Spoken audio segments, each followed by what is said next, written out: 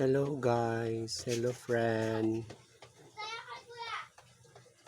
Ah, lalagyan natin kahulugan yung bigyan natin ng kahulugan yung nakalutang na mga na mga shabu sa ating karagatan. Nakukuha ng mga fisherman nalalambat sa kanilang pangingisda. Ibig sabihin noon, friends, yung yung bayan natin ay nanganganib sa droga. Kasi gusto nilang masira ang mga Pilipino. Gusto nila masira yung ating mga new generation na mga Pilipino. Kailangan mag-ingat tayo. Huwag tayong magpadala sa mga droga or tumikim kasi manganib ang natin, mga kamag-anak natin, mga pinsan, friends, a new generation, mga bata. Kailangan protektahan natin yung mga yung patibong ng mga kalaban natin. Alam na natin kung sinong kalaban natin. Iyon ang nagpapain sa atin ng mga droga. Alam na natin kung sino yung nagpapalutang sa mga mga droga doon sa karagatan. Ibig sabihin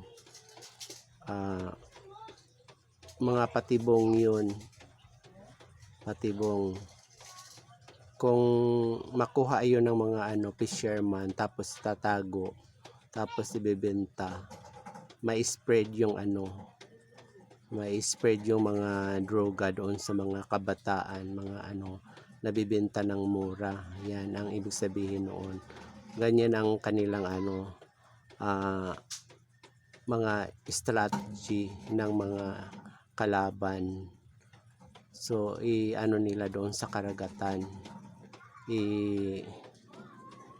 ipapalutang nila tapos ang makakuha noon mga fisherman, mga ating mga residente sa karagatan, tapos maitatago yun nila, maibibenta ng mura sa mga kabataan natin. Kaya yun ang mga patibong ng mga kalaban natin sa droga.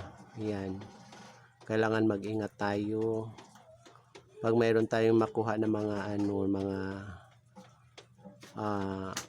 droga na sa nakalutang sa karagatan. Kailangan ibigay natin sa kapulisan, sa mga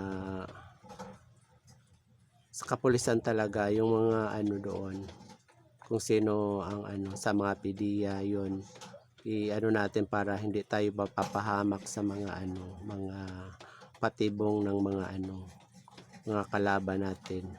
Gusto tayo sirain ng mga ng mga kalaban natin.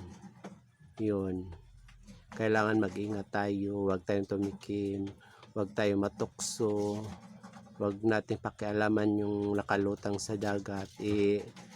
Natin, ibigay natin doon sa pamahalaan para sisirain nila yun, para hindi tayo masira. Ayan, thank you very much mga friends, mga kapuso, kapamilya. Yan, thank you very much.